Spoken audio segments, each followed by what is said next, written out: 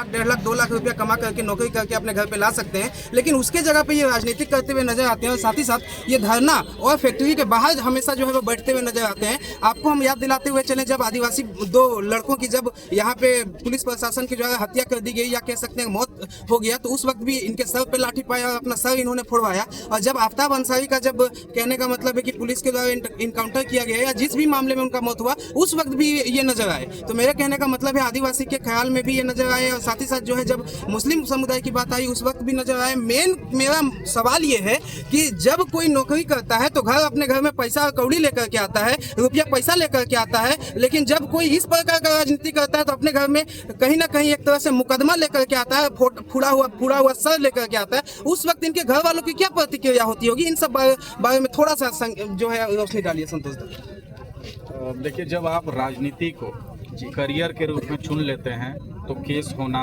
लाठी चार्ज होना, पथराव होना, गोली चलना, ये स्वाभाविक बात है। हम लोग जब छात्र जीवन से ही राजनीति में शुरुआत किए तो उस समय डोमिसाइल आंदोलन चल रहा था और उस समय हम लोगों ने अपने नज़र के सामने 12-13 साल का बच्चे को गोली लगते हुए देखा है, शहीद होते हुए देखा है। हमने आंसू गैस का गोला छूटते हुए देखा है, हमने रबड़ गोलियां छूटते हुए देखी हैं, हमने लाठी चार्ज होते हुए देखा है।